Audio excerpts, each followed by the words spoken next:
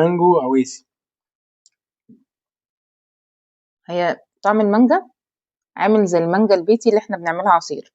طعم المانجا لطيف جدا برضو، العجينه باينه، بس العجينه حلوه يعني، انا عاجبني الميكس بصراحه على بعض.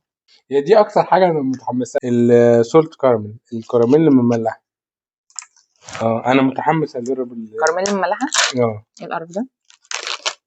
اخيرا شفت واحده ماسكه نفسها اهي. بصوا دي بقى، دي ماسكه نفسها، دي بنت ناس اهي. بص اهي النشا اللي انا بتكلم عليها باينه قوي قوي بزياده. لا كراميل حلو حادق.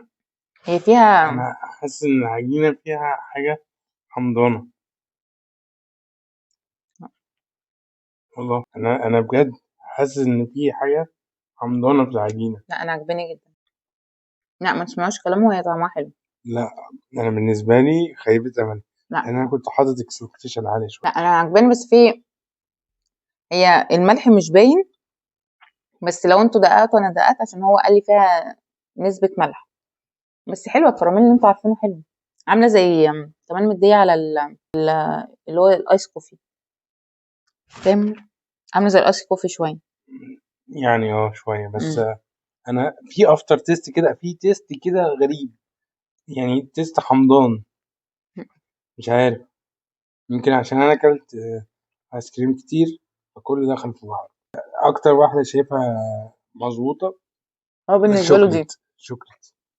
انا بالترتيب بالنسبة لي، لان انا بعشق حاجة اسمها ايس كريم فواكه، او بعشق الفاكهة في العموم. دي نمبر 1 المانجا، يليها نمبر 2 تقريبا، هم اخر اتنين اللي هو بالكراميل والشوكليت. هما الاتنين اديهم زي بعض، بس انا لو هجيب اللي هي بالمانجا. انا بقول لكم من خلال الطعم اللي انا بحبه. بس دي كانت تجربه الموتشي من شركه سموشي، ويا رب ما اكون مقاطعه.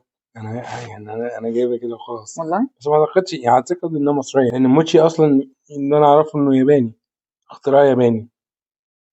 ما تنسوش تعملوا لايك وشير وسبسكرايب، وتفعلوا جرس التنبيهات لو انتوا على اليوتيوب، وتكتبوا لنا في الكومنتات بقى يعني عايزين نقدم فيديوهات ايه او ازاي نحسن من نفسنا. سلام. سلام.